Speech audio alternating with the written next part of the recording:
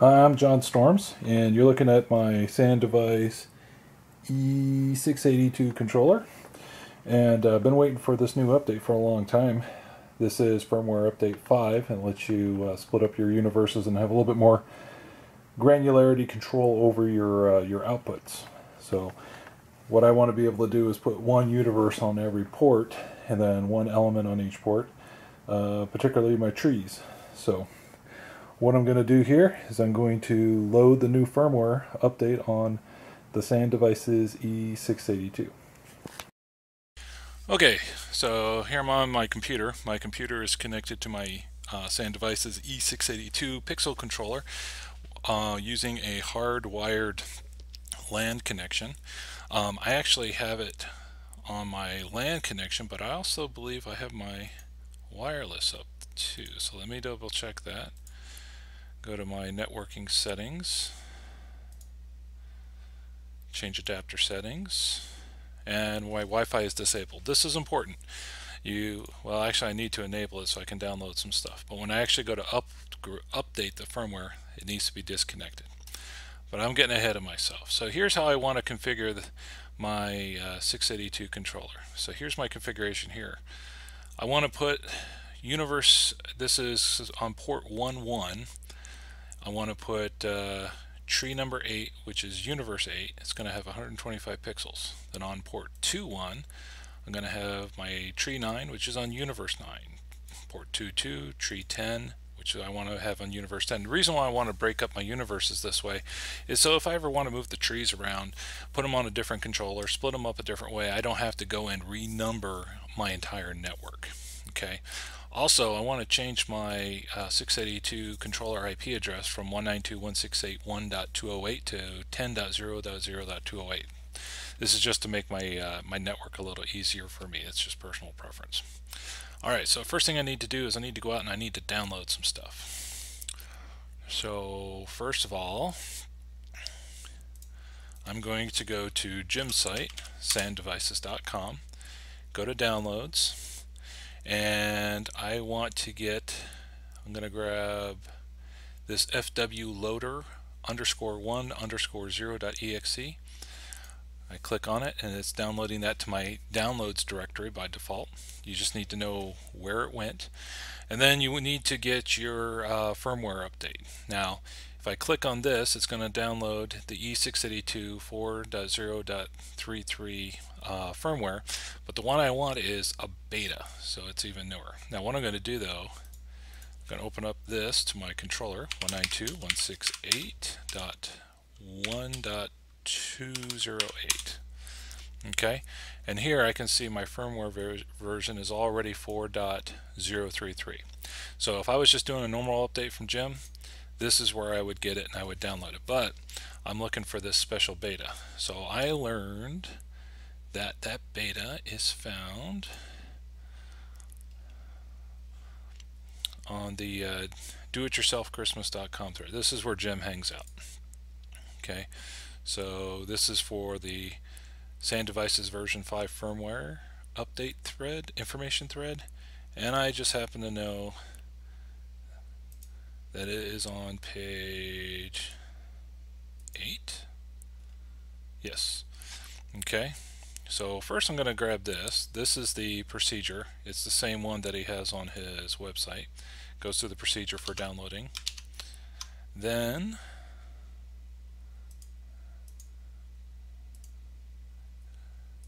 I'm going to download this file, E682 v5.00201 beta.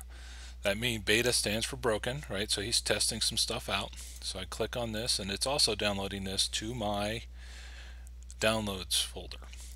It's important that this Eeprom file and the FW loader program exist in the same folder. Okay, so let's go over to the instructions. Okay, so it says download FW loader 1.0exe, which we've done. Download the new firmware. We have done that. Now we need to rename the firmware file to firmware.eeprom. Okay, So what I do is I open myself up a DOS window. I go to Downloads, dir star.eprom, and these are all the EPROMs that I have. So what I want to do is I want to first delete my old firmware, because I've done this for some other boxes, but I want to do a true install for you. And then I'm going to say copy E682 v5.002. No, not that one. This one. So I want to copy that to firmware.eeprom. Okay? And there it is. And I just double checked that it's exactly the same length, because that's what the firmware loader is going to be looking for. Okay? So now the other thing I have to make sure is that my computer is on the same network as my SanDevices, right? So if I can ping 192.168.1.208, okay, so it's pinging, and then I can do an ARP minus A and C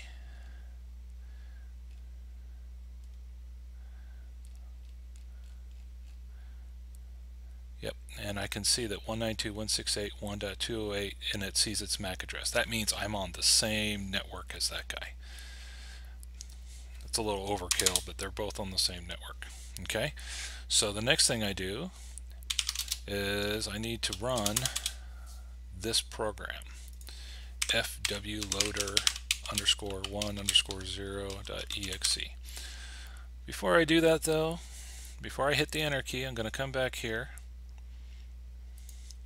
I'm going to get a screenshot of my configuration, just in case I have a hard time remembering everything that I need to remember. And I'm going to call this 208 before. Okay. Alright, so are we ready? Let's go back and take another look at the instructions here.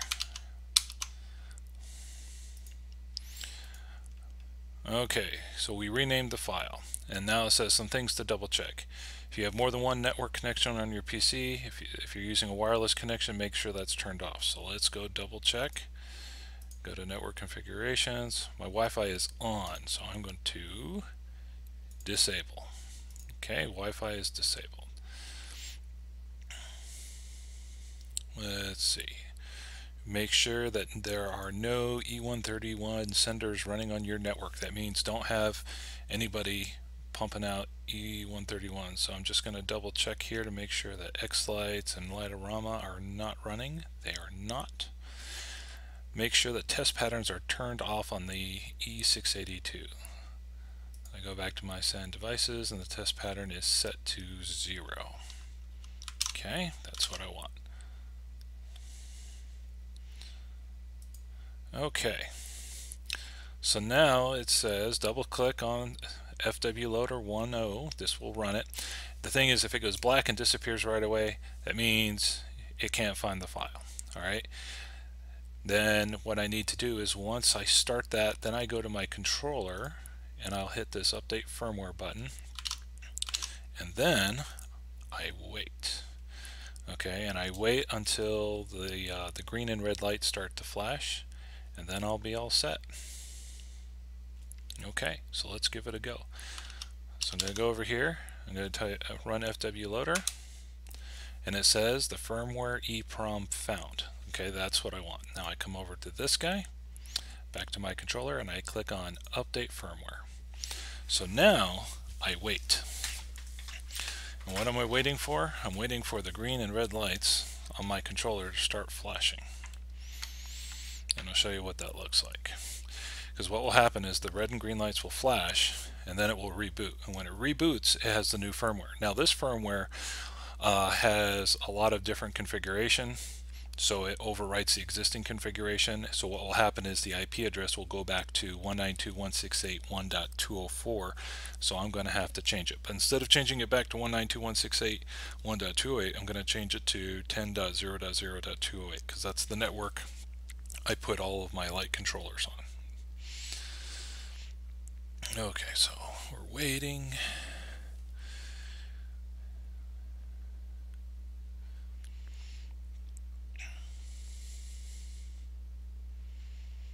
And watching.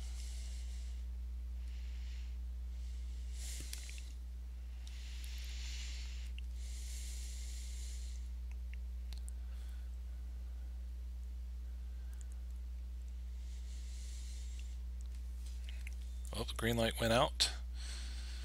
So I'm watching the LEDs and the green LED flickered out, so that's a sign that something's happening. You don't get a lot of indications that something's happening. Oh, now they go. There they go. See, there's the red and green lights. They're flashing back and forth. This is the first indication that you get that something's happening. So don't get impatient and stop it and restart it. I don't know about the SanDevices, but a lot of devices, if they're halfway through an upgrade and you reboot them, then you brick the device and it's going to be harder to get it back. I don't know about the SanDevices, but I'd rather not find out. Okay, the lights just went out. Red light came on, green light came on. This means it has rebooted itself. So it's now rebooted. So I come back here. I don't know what this refresh button does, but I'm just going to try to reload the original page. And guess what? It's not finding it. Why? Because it reset its IP address. Come back here, change it to 192.168.1.206, which is the default IP address for the SanDevices, and voila, here it is. Okay, so you'll notice that there are some things that are different. There's now a controller name filled in with garbage. Power limiter looks like garbage. Web speed, who knows what that is. So according to the instructions that Jim has given us, right, all the way down here at the bottom. Maybe it's not here. Okay, he said it someplace else. You come down here to system command, put in a 10, execute the command, and then reboot the controller. And what this does is this overwrites the configuration with all zeros. See, the garbage is now gone. So I mentioned I wanted to change the IP address, so I'm going to do that right now. So now, instead of being 192.168.1.206, it's going to be 10.0.0.206. Okay, controller name is going to be trees2, because this is the second controller, and I like to run mine in unicast mode. And the test pattern I want off, and save system. Power limiter, web speed, I believe, according to this thread here, these are undeveloped features. They're not there yet. And then you also can specify how many channels per universe, right? So you can say 510. That way you don't have to do the math when you're doing the output ports. So what I'm going to do is I come back over here, and I'm going to want universes 8, 9, 10, 11, 8 through 13. Okay, so this one's 8, 9, 10, 11, 10, 11, 12, 13. Okay, and then this one's 0, this one's 0, this one's 0, this one's 0, 0, 0. Alright, save universe numbers. Okay, now I need to configure my output types again, and if I go back to my screenshot, I had it as 1804.28.11. Now it's this 281x/1804, which is the equivalent, I believe. I don't see anything else that's a better match. So I'm going to go through these one by one and save them.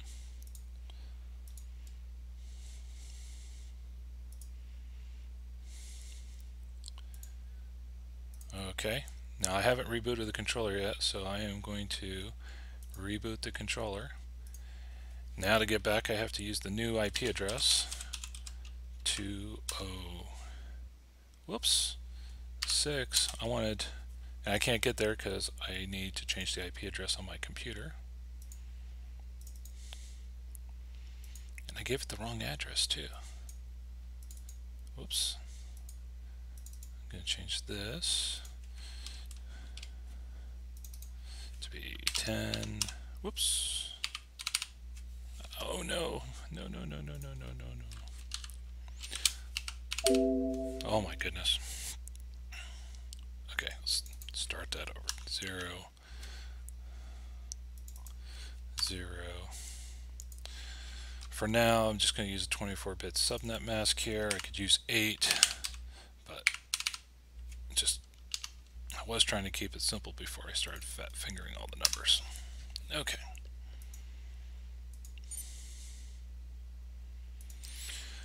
Goodness. Now this should load up. Okay. And this I wanted to be 208, not 206. That was just a brain fart on my part. 208.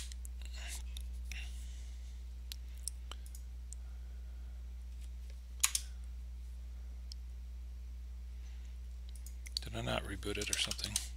I didn't. Reboot. Okay, now we got it as 2.8. So now I want to go configure the ports the way I want it to. So I'm going to go to the output page, which is new. This was not here before. And I go back to my channel configuration. So on this controller, I want port 1 to be on Universe 8, and it's going to have 125 pixels. So I come over to here. Length is 125 pixels. Universe 8. And I hit save. Then it automatically updates the end address, and 375 is correct because 125 times 3 is that. Then on these, I'm not going to have anything, so I'm just going to do 0, save, 0, save, 0, save. Okay. Then on port 2.1, I'm going to be Universe 9, also with 125 pixels. 125, Universe 9. Save it. Then 2.2 is going to be Universe 10 with 125 pixels. Like that. And then I zero this one out. Zero this one out.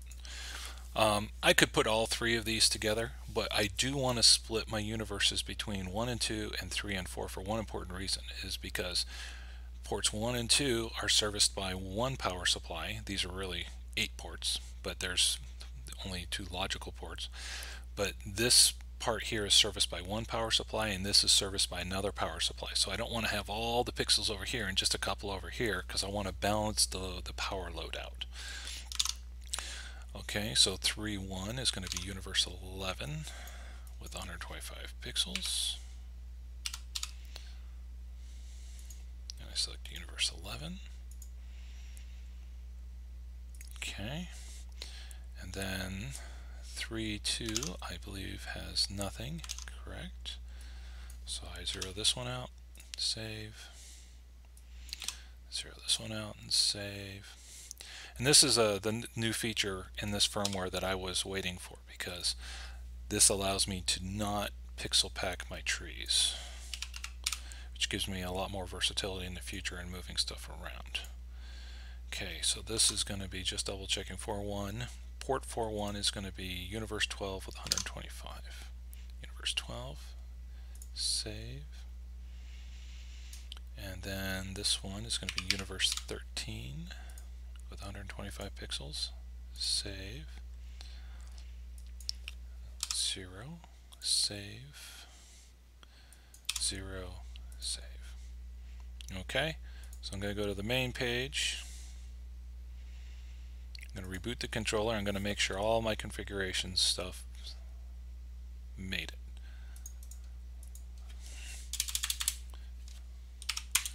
Okay, it's still there. My IP address is 10.0.0.208. Subnet mask is an 8-bit mask, which is fine. Trees 2 is the name. It's on unicast. Test pattern is off. This stuff is not implemented. My firmware version is 5.0.0.2. And then in terms of universes, I have 8, 9, 10, 11, 12, and 13. And these aren't actually being used. I can set to 510 or 512, but since I'm only using 375 channels of each, this setting doesn't really matter, but this is also a new setting.